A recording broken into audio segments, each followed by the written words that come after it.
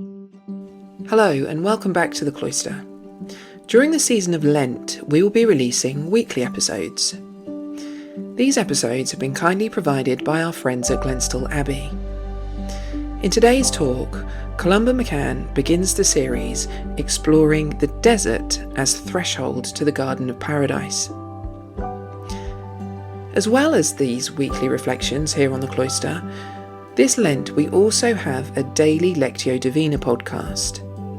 Every day you will hear a gospel reading alongside one of the sayings of the Desert Fathers. You can find this podcast by searching for Lent 2026 wherever you get your podcasts. So good afternoon, everybody. And the title of the talk I was asked to give this afternoon, I picked the title, The Desert, the Threshold of Paradise, which may seem like a strange title because the desert is a very arid place, whereas paradise is a place of plenty. So what I'm suggesting is that the desert could become for us the threshold of paradise. We all long for a paradise of some sort, I think. Travel agencies will promise us destinations where every delight is to be found. And there are places of extraordinary beauty on our planet. And yet I think when people who've been lucky enough to go there, no matter how good the scenery or the company or the food or the culture, sometimes we still end up looking for more. We want our own Garden of Eden. And we know from the work of biblical scholars that the story of the Garden of Eden is not to be taken as a historical account in the normal sense. The great writers and thinkers of early Christianity knew that, but somehow in recent centuries people tended to lose sight of that and tended to look at the story of Adam and Eve and the garden in a very literal way. But it's now very much part of mainstream Catholic teaching now that, as the Catholic Catechism puts it, the language, the biblical language here is symbolic. It's figurative language, and its power comes from that. If we just look at it on a literal level, where the story is actually less powerful. One way or other, I think we picture the Garden of Eden as a place of delight. And gardens are beautiful, not maybe so much with the beauty of raw nature in the wild, but a kind of a cultivated beauty.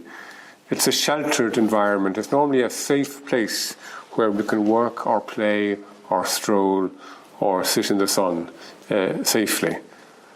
I think also, though, that the real beauty of the Garden of Eden in the Bible must surely have been that it was a place where you might meet God, a place of encounter with God. And what could be more delightful than that? A place where our human nature finds everything that it's longing for, and therefore a place where we ourselves kind of burst into flower. Then, as you know, in the story of the garden, there is the temptation. You could say that story of temptation and giving into it is the story of all of us, going right back through the history of humanity. The serpent tricks the happy couple into thinking that they can be like God without God, because really God is not to be trusted. He's really withholding their destiny from them. According to the serpent, God is holding them back. And that might have a familiar feel to many of us. So they go for the fruit that will make them like God, but of course everything turns sour because they've turned from the one source that really gives them life. And some Christian commentators have said, there's a tragic irony in this story. They picked this fruit because it would make them like God. But that God's plan in Jesus Christ always was, from before time, was to make us like God, was to give us a share in his own divine life. And that sin is where we try to kind of grab some way of being God for ourselves instead of receiving it as God's gift. Because it's not divinity unless it's freely given. Wanting what God has to offer, but not wanting God.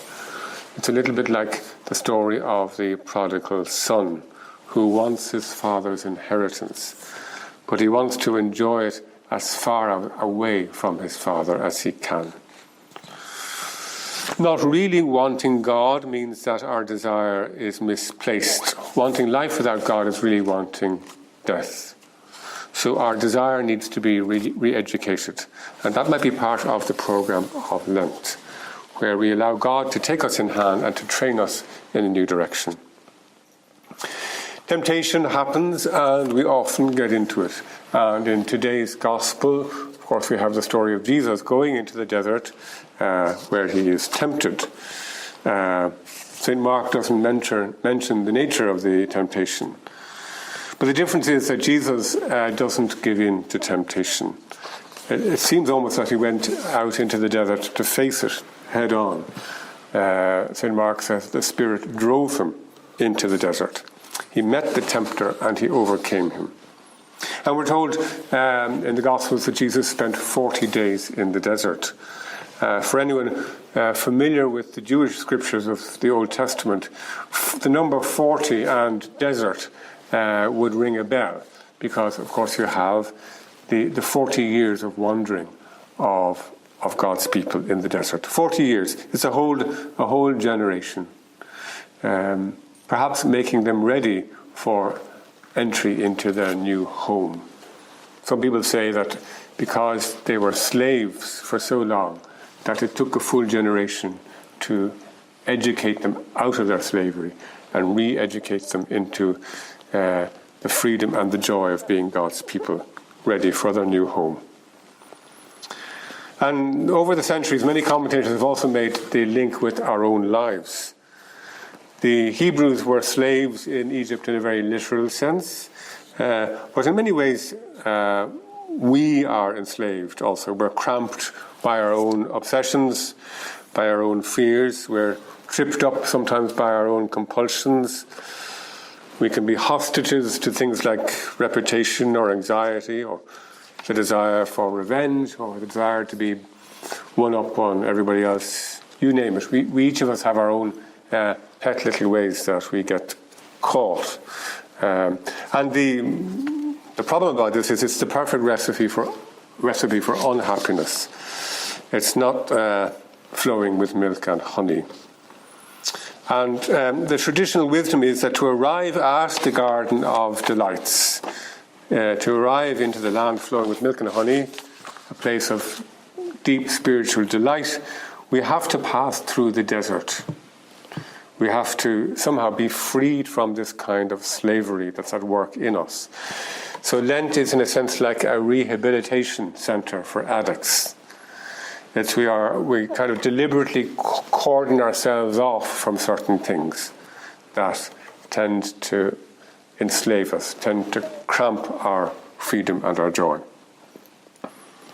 So they say then that Jesus is there 40 days in the desert, so he's identifying with the history of his people who went through 40 years in the desert. And we know from the Bible accounts that those 40 years were a difficult time. They were a time of testing, a time of bickering, a time when they had to learn the hard way to trust in God. They ran out of water and they panicked and they complained. They ran out of food, they panicked and they complained. They got sick of Moses as a leader and they complained. And God provided them with the water they needed. God provided them with manna in the desert to nourish them, just enough food for each day. And eventually they started complaining about that too. They were sick of it. It was so dull and boring compared to the great variety of food that they had back in Egypt when they were slaves. So they had to learn that God really was with them, even though they seemed to be in a kind of a God-forsaken place where there wasn't much. That at every step, just when things looked as if they were getting really bad, God always provided. So it was a long lesson to be learnt. It took a whole generation. But centuries later, someone like the prophet Hosea, looking back at that time, described it actually as a honeymoon. comparing God and his people to a married couple. By the time Hosea is preaching his message, his people have forgotten, in a sense, they've forgotten God's love for them, they've forgotten the Lord, they've gone after different lovers. And I think what Hosea says about all of this is very, very rich and very moving. So I'll just read a little bit of what he says, because what he's saying is he's going to bring them back to the wilderness again. They have to learn the message of the desert again. He says, speaking as if the people are his own wife, the Lord says, therefore I will now allure her. I will bring her into the wilderness and speak tenderly to her. From there I will give her her vineyards and make the valley of Achor a door of hope. There she will respond as in the days of her youth, as at the time when she came out of Egypt. On that day, says the Lord, you will call me my husband, and no longer will you call me my Baal.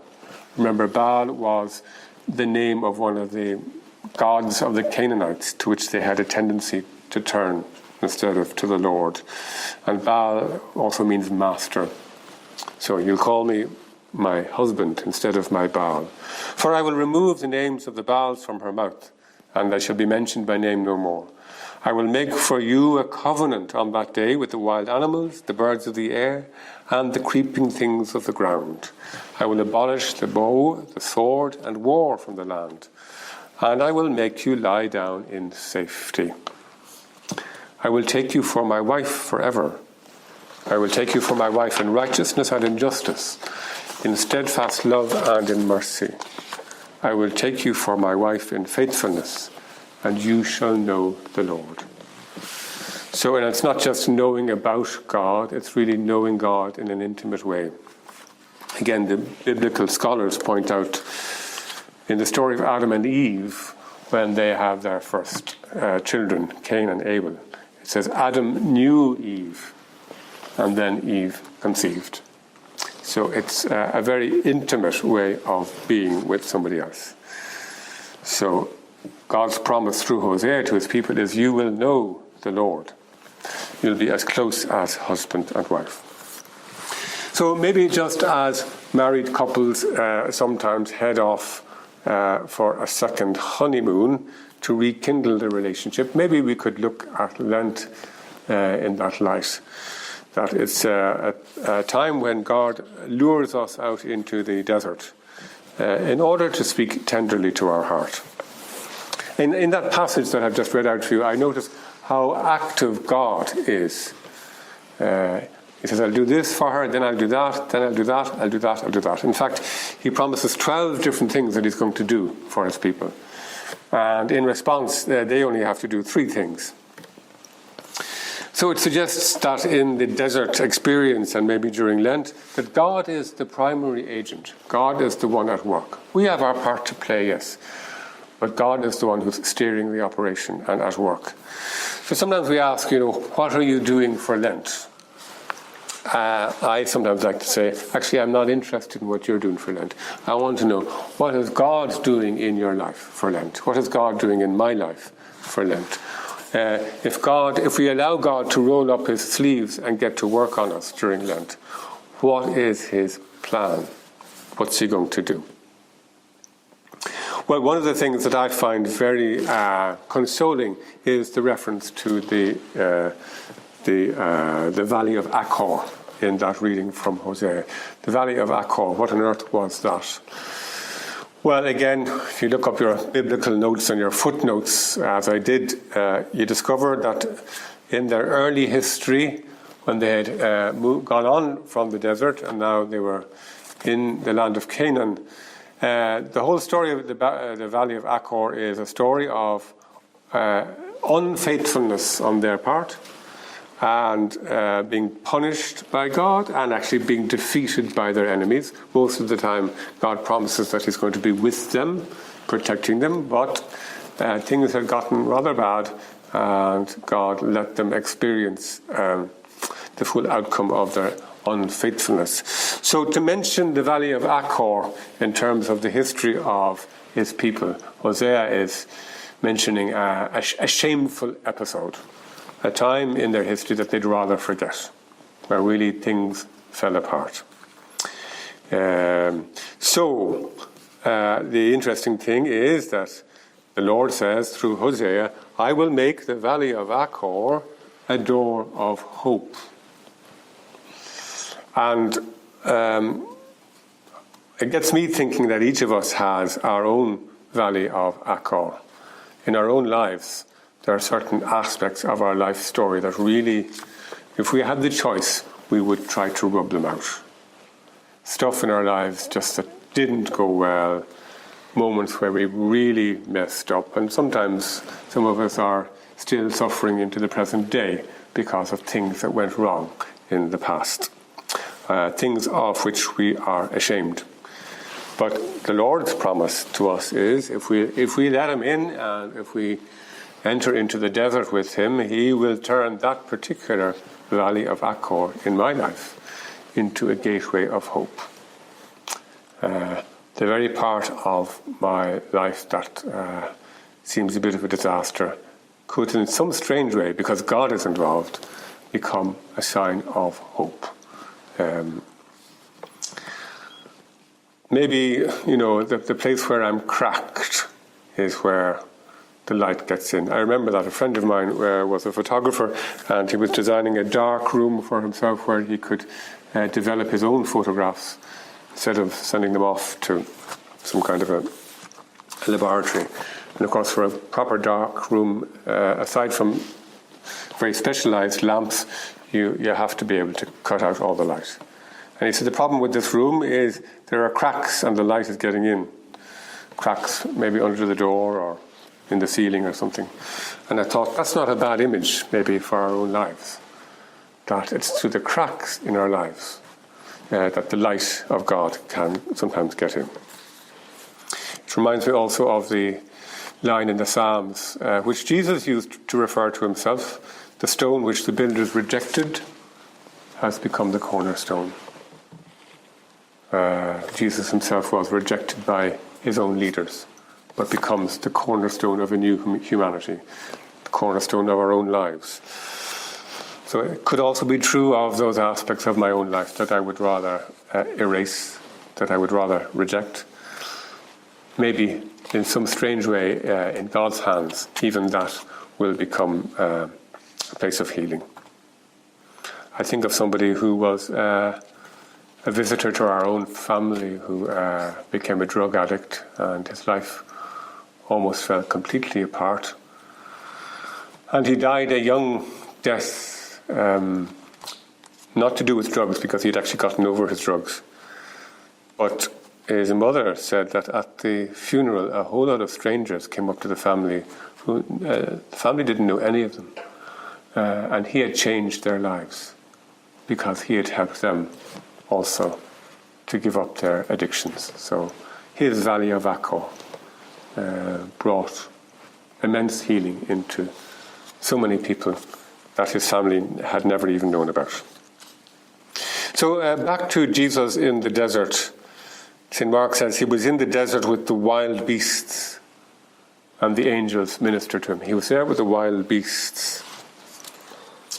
Again, that brings me a little bit back to the story of the Garden of Eden. The story of before things went wrong, Adam and Eve are there in total harmony with the rest of nature. So it's as if there's a touch there already. Jesus, even in the desert, the harmony of the Garden of Eden is beginning to return already. And it reminds me of a story from the early days of monasticism back in the desert of the Middle East, one of those deserts. There were two monks crossing the desert, and it was a long journey, and they had to spend the night in the desert, but they came across some caves. So it was a young monk and an old monk, so each of them took a cave and slept there for the night. So the next morning, the younger monk got up and he said to the older guy, "Oh, it was really cold last night." as it can be in the desert, they say. I've never been there, but because it's very hot during the day, but because there are no clouds, all the heat vanishes at night, and it can be very, very cold. So he was frozen to the bone that night. But the older man said, well, I was very comfortable. He said, well, I lay down in my cave, and then a lion came in and lay down beside me and kept me warm. So there's a kind of an unusual story, I suppose. And there are stories about the saints, right up to our present time, where they seem to have a different way of relating to animals than the rest of us. I think animals, they pick up a lot, don't they? They say dogs can smell fear pretty quickly. Something of paradise when somebody is really close to God, and even the animal world picks it up. I think you can also look at that story in a symbolic level. Maybe in each of us there's maybe a wild animal. In the life of that old monk, maybe after years of spiritual growth, the wildness in him, it wasn't extinguished. It was still life-giving. The wild strength of the lion was no longer dangerous, but provided warmth and shelter and comfort. So maybe the bits of ourselves that are wild or dangerous and even fierce or frightening, maybe with God's handling, those energies in us can be harnessed and trained to provide peace and life for ourselves and others. So Jesus is there in the desert. He's in, and the animals are there, the wild animals. I see also a parallel with his struggle in the desert with temptation, and a later struggle which we find in Matthew, Mark, and Luke in the Garden of Gethsemane, where Jesus specifically advises his disciples to pray because of temptation, because of the danger of temptation. And he himself has to deal with this as well. As we know, he prays that there might be some other way of accomplishing what has to happen instead of going through this awful suffering that's going to face him. Some versions of St. Luke's Gospel say that an angel came to him in Gethsemane to strengthen him. Interesting enough, in St. John, there's no story of agony in the garden. He's in the garden and he's arrested, but there's no story of the agony. It happens a little bit earlier in the Gospel, where there's a moment where Jesus, in St. John's Gospel, Jesus is tremendously serene and in charge and authoritative. But there is a moment where he seems to hesitate in the face of what's about to unfold, and then he makes up his mind to go ahead, and there's a voice heard from heaven. And some people thought it was a thunderclap, some people thought it was maybe an angel. Either way, it seems that in all four Gospels, there's a moment where Jesus is faced with a kind of temptation to turn back from his path. And in each of them, he receives help from heaven. And so that might be part of the desert experience, is that it makes our own weakness obvious to us, our own need it actually forces us to cry to God for help. That might be one of the really important lessons of the desert, is that we learn that we need God. I only have to think of myself as a young boy. I had and still have a very sweet tooth, and every Lent I said I'd give up sweets, and some years I had already fallen before Ash Wednesday was over. And often that was the end of Lent for me. Whereas, I suppose, with a bit of hindsight now, I realise now actually that could have been a moment of great learning, of realising, of course I can't cope on my own, that I do need God. And that's what gives us what St. Matthew's Gospel calls spiritual poverty. That we know we need help. Blessed are the poor in spirit, theirs is the kingdom of heaven. But if you don't cry out for help, maybe you won't get it. So the story of the desert and of Gethsemane is that help comes. That we really are beggars and we need to beg. Don't the Alcoholics Anonymous have a similar idea? Yes, that a huge part of recovery is, first of all, to recognize that you're not able to deal with your problem, and then to turn to a higher power. There were other temptations for Jesus during his life. The temptation in the desert is only the beginning of it, and maybe there was temptation before that too. So, for example, when he predicts his suffering and death, Simon Peter takes him aside and says, Lord, no, this can't happen for you. Can't be like this. And Jesus is very vehement. He says, get behind me, Satan. Sometimes I feel sorry for Peter. He was only trying to help. But Jesus is very severe. I don't think he's being severe on Peter himself. He's being severe and adamant in relation to the fact that he's being tempted. Because maybe you could say that Satan is using Peter at that point. So Jesus, you can see how he deals with temptation very, very forcefully. St. John tells us that after the feeding of the 5,000, they wanted to make Jesus king, which was a temptation. He was and he is a king, but not the kind of king they wanted. So he dealt with that temptation to power, to coercive power, by running away up the hills. And as we saw then later in the Garden of Gethsemane, the temptation was so strong that his soul was filled with sorrow. But he dealt with it by praying. And even on the cross, there was temptation. Come down off the cross. He helped others. He can't help himself. Temptation to justify ourselves in front of others. So Lent then is when we go out into the desert experience. We, in some ways, deliberately cut ourselves off from certain sources of comfort and delight and pleasure and security. As I say, it could be an element of re-educating our desire. We could maybe take it as axiomatic, take it for granted that our deepest desire is for God. That's where our deepest happiness comes from. It's the desire that will most fully bring us to life. But I think for many of us, it's a desire that a lot of the time remains buried.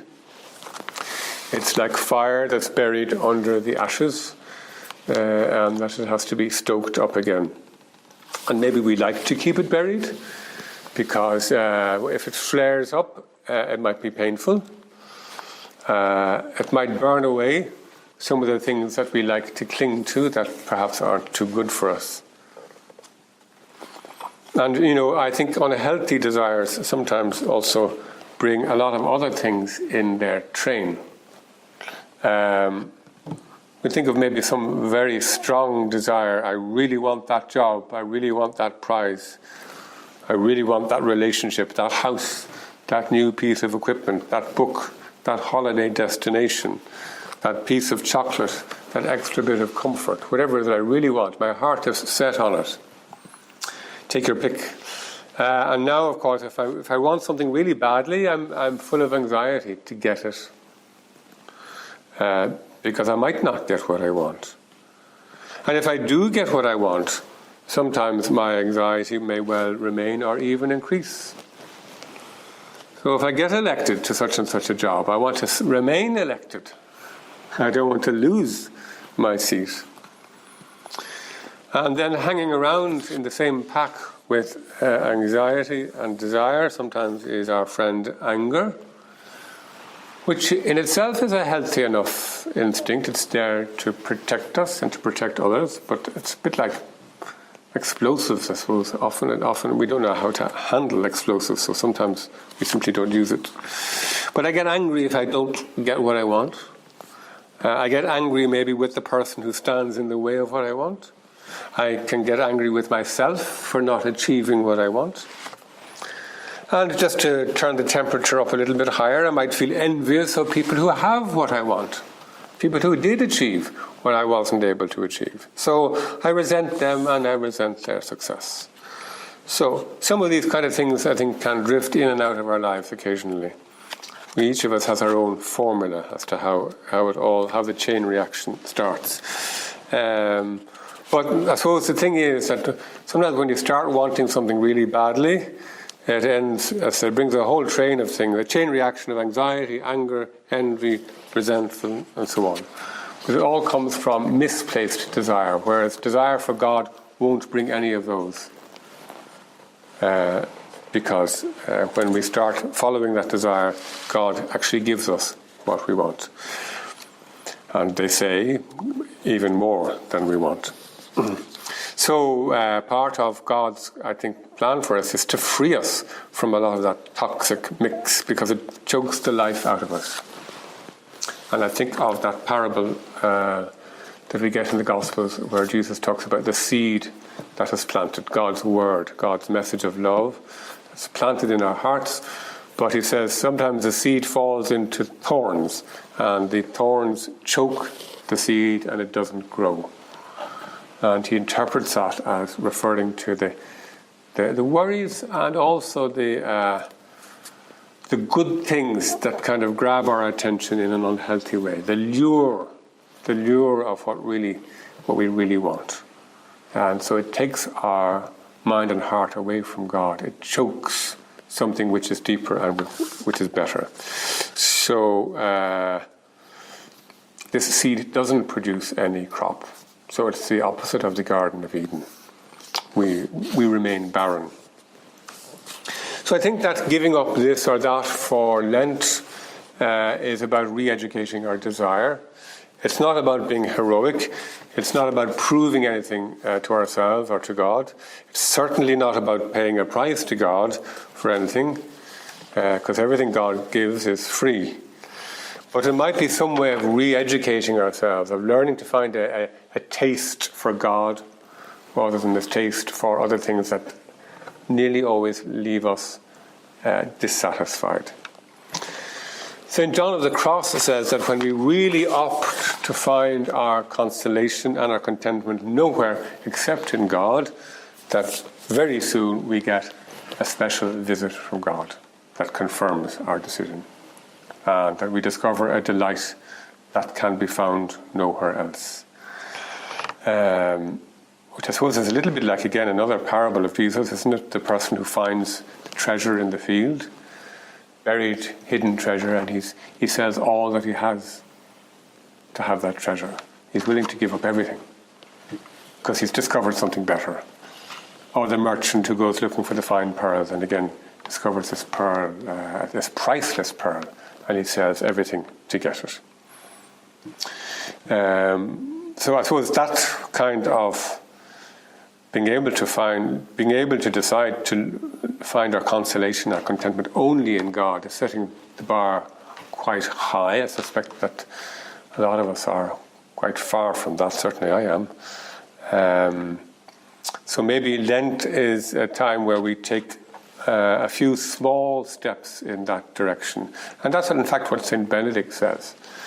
He says, do something.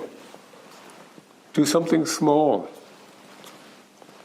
Do a little bit more prayer, a little bit less eating, a little bit more silence, a little bit more of something, a little bit less of something. Something that you're actually able to do. He's very dubious about kind of drastic, heroic asceticism, because normally that falls flat. And as often happens, you end up binging on whatever it was you had given up.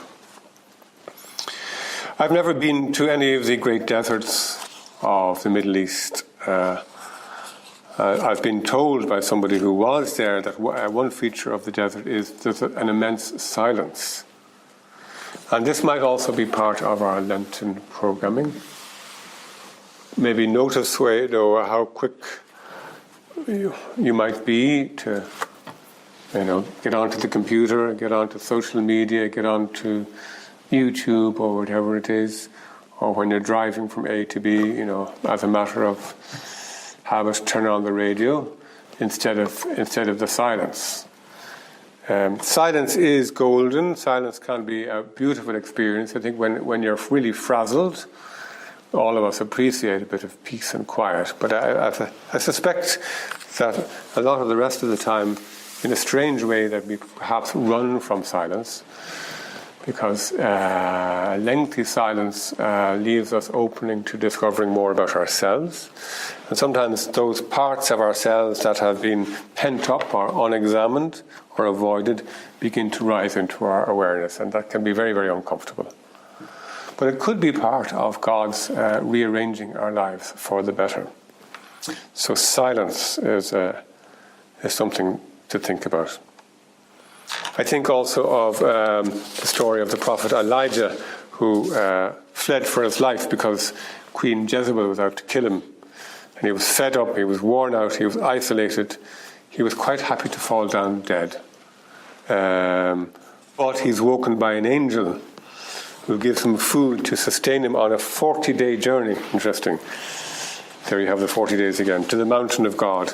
And then the story then is, when he gets to the mountain, there's a fire, there's an earthquake, there's all these dramatic scenes of nature, and God isn't in any of that. In a certain sense, of course, God is in everything, but that wasn't the manifestation of God that really spoke to Elijah's heart.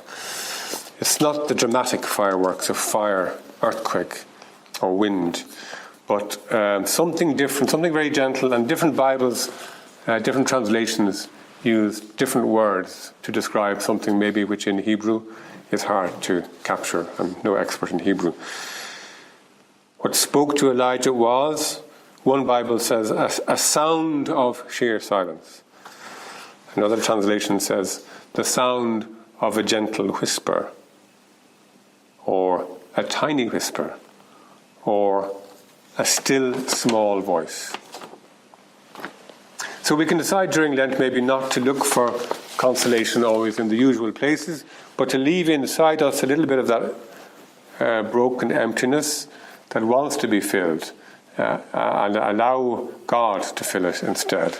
We can give up this or that. Of course, we don't have to have a kind of an ironclad program for the whole of Lent. It may evolve. I think we should be open to changing our strategy as Lent moves on, as we discover things about ourselves and about God. So those are the kind of decisions that we can make and try and implement. But there is another side, as I suggested, what is God doing for Lent? There's a passive process where we allow God to act on us. Let me take a very superficial example. One person might decide, okay, I'll give up biscuits for Lent. Another person says, no, I'm not going to give up biscuits, I'm going to do something else. But then on this particular day, I reach for the biscuit tin, and I find that it's already empty because somebody else has finished off the biscuits. So that's doing without biscuits that is actually imposed on me, and God has let it happen. I've been thwarted. So sometimes it can happen that we are simply blocked from finding consolation in our usual little ways, blocked maybe from work satisfaction of a job that we had hoped to get done. The computer breaks down, or the camera breaks down, or whatever it is. Or the other little satisfactions, the newsagent, tobacconist, sweet shop is closed. The internet is down. My friend won't answer the phone. The milk has gone sour, and somebody's finished off the whiskey. And I have nothing. When I go to bed for a rest, there's noise outside. So sometimes we're forced to learn the hard way that we're not going to get our consolation in the usual places. And that Lent could be a time when we learn to accept those things when they happen to us. I find that rather difficult, I have to admit. Or it could even be an illness or a physical debility. And that a lot of the great spiritual writers say that the penances that happen to us are often more effective than the penances we choose ourselves. The penances we choose ourselves are part of our own little pet project about the kind of idealized self that we see, whereas maybe God sees what we really need. So there's no ego or self-ambition in the penances that are imposed on us by life. And for that reason, they might dig a little bit deeper into our compulsive side. We didn't design them. So that's what you might call a kind of passive spiritual training. I think we have to be a little bit careful about that also. It's not that God would have any delight in seeing anybody suffer. I think when you read the Gospels, you see all the time Jesus reaching out to people in their suffering, reaching out to people who are deprived. And he calls us to help others, to love our neighbour like ourselves. To bring comfort to people who are in distress. So when we're talking about passive spiritual purification, we have to be very careful, particularly about applying it to others, I think. You don't just tell somebody to, well, put up with it, and I'm not going to lift my finger to help you. You just put up with your situation. There are things in our lives that, and the lives of others, that we should try to change for the better. But then there are other times when it's better to accept things as they are. And the problem for many of us is that sometimes we don't know, when should I try to change a situation and work hard to change it, or when should I just say, no, that's the way it is. It is what it is. That's the way it is. I accept it. I be creative with it. It's hard to work that out. And that's why, again, Alcoholics Anonymous have a very interesting prayer that I'm sure many of us are familiar with. God, give me the serenity to accept the things I cannot change, the courage to change the things I can, and the wisdom to know the difference. That's the third thing. So with that kind of caveat in mind, we can open our eyes to the possibility that during Lent there may be a kind of asceticism, spiritual training, that is actually imposed by God's providence. And our possibility is to work creatively then with what God allows to happen.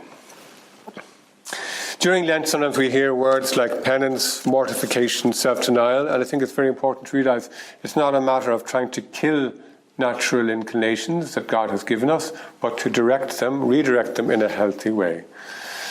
Self-denial is not self-destruction. I came across a nice definition of self-denial, because Jesus says, you must take up your cross and deny yourself. In the New Jerusalem Bible, there's a comment that says, denial of self is refusing to let the desire for comfort and convenience dominate our life. It's not all about comfort and convenience, being willing to drop comfort and convenience. And they all say, the great writers say that, and the great teachers say that, when I allow my desire and my energy and all my natural abilities to really move towards God and God's will and God's plan, then all my natural appetites and inclinations, far from being restored, become an awful lot more healthy. And in fact more enjoyable. And in fact that we enjoy the world in a way that we never could have if we hadn't done that. We can look to the teaching of Blessed Columba Marmion.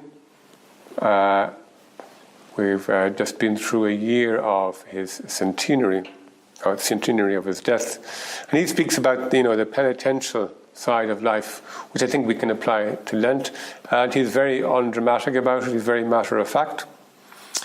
He says, first steps in spiritual retraining are simple. Keep the commandments. Follow church teaching. Fulfill the duties that are related to your state in life. So, what are your duties as a parent? What are your duties as a spouse? What are your duties as a child of an elderly parent? What are your duties as an employer or an employee or a taxpayer, whatever it is? So, fulfill the duties that are proper to your life.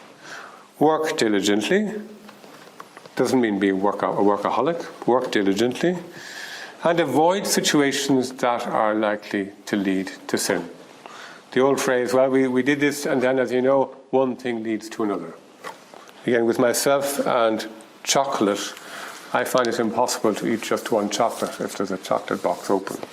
One square of chocolate or one chocolate will always lead to another. So, with the more important stuff, not chocolate, to know there are certain situations. If I do X, Y is going to happen later on, and I know I shouldn't do Y. So, don't do X. And Saint Columba, or Blessed Columba, also referred to again to accepting the renunciations and the reversals and the losses that are imposed upon us by life, that God permits to happen to us. Having a humble trust when things don't go my way. And he says, if you're going to take on voluntary penances above and beyond the ordinary stuff that's kind of suggested in general, particularly if it's something rather dramatic, he says, don't take that on your own. Get advice from somebody who is spiritually wise, a kind of spiritual director. And St. Benedict says the same in his rule. He talks about, checking with the abbot about your penance. Because particularly there is the danger of taking on something that we're not able for. And then things can really get messed up. So, and we end up worse than we were before we started. So during this season of Lent, we may find by our own doing or by God's doing that there are moments when that life has become a little bit more arid. The usual comforts aren't there. Either I've chosen to do without them, or God has somehow deprived me of them. Not much consolation, not much comfort or pleasure, which is really, in a sense, what the desert stands for in some ways. It could be in those moments that God is saying, as he said through the prophet Hosea, I want to be your consolation. I want to be your comfort. I want to be your pleasure. I've led you into this desert space of a certain amount of deprivation so that you will find your paradise in me and not in all this other stuff. But you need to let go of a few things if you really want to enjoy me. I think that's God's message to us. So I think the question is then, will I take the risk of letting go of a few things in order to discover that in the middle of that moment of deprivation, I might discover that there is a paradise within me and around me in the presence of God.